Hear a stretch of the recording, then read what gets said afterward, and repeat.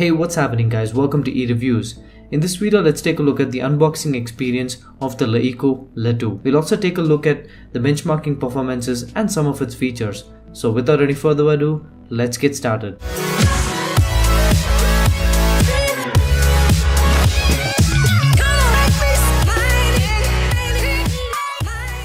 Now the packaging itself looks very premium. It's got an all black accent with the silver letv logo. To the front and to the back you have the specifications, serial numbers and the price, which is quoted at 11,999 rupees. Opening up the box, you will be greeted by the device itself. Initial impressions, it feels really light in the hand. Sort of like it's missing the battery or something. Yep, it's that light. Anyways, let's keep it aside for the moment and take a look at what else we get inside the box. We get this black envelope which houses the SIM tray ejector tool and documentation such as user manual, warranty statement and the SAR value. Moving on, we have a huge power brick which is a quick adapter, meaning that the letv is fast charging enabled. Next up we have this USB Type-C data syncing and charging cable. And what's more interesting is that we get this USB Type-C to 3.5mm audio adapter.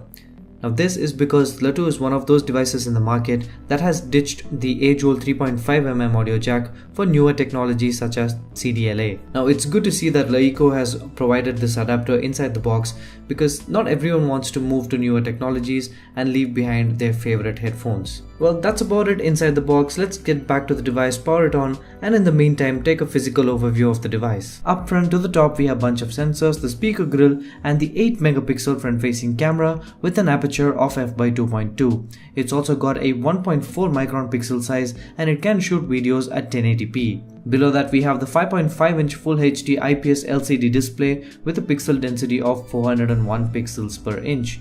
Initial impressions, the colors look natural and it's got good contrast. Below the screen we have the 3 touch capacitive buttons which backlit upon use. At the bottom of the device we have the USB Type-C data syncing and charging port, flanked by the speaker grill and the primary microphone. As I mentioned earlier, the USB Type-C port also doubles as the headphone jack. It does support fast charging, and unfortunately, or maybe it's just my unit, it doesn't support OTG. Initially I thought it was the issue with the onboard file manager, but it was the same result with the third-party application as well. Anyways, moving on, to the right of the device we have the power button and the volume rockers, which are also made up of metal and provide great tactile feedback. And I'm really digging these two golden chamfer edges that runs throughout the device, providing it a very premium look. To the left we have nothing but the SIM card slot which will accept dual nano SIMs, and no, it's not a hybrid SIM card slot. At the back is where you'll find some design changes such as the new camera bump, which also houses a new 16-megapixel primary camera with an aperture of f/2.2 with face detection autofocus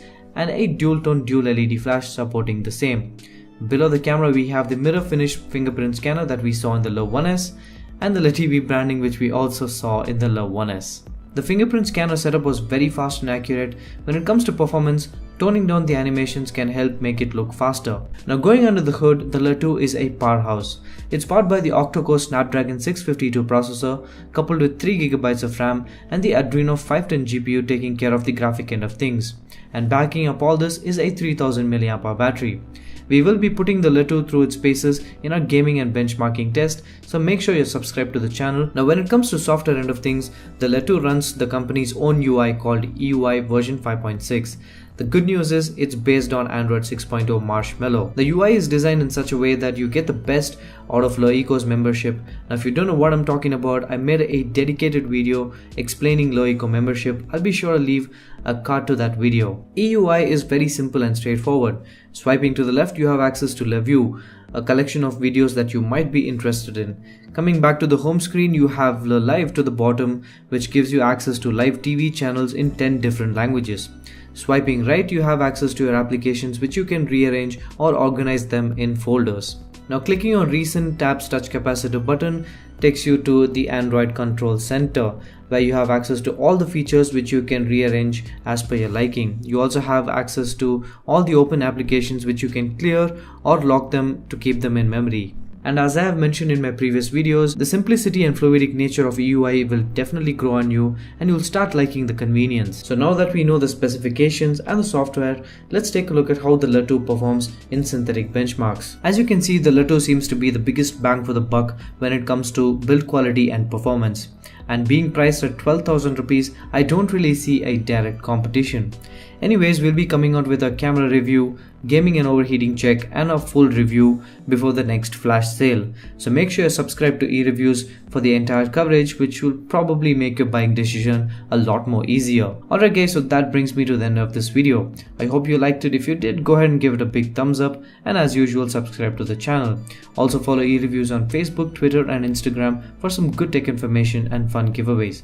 This is Santosh signing off for e-reviews. You guys have a great day.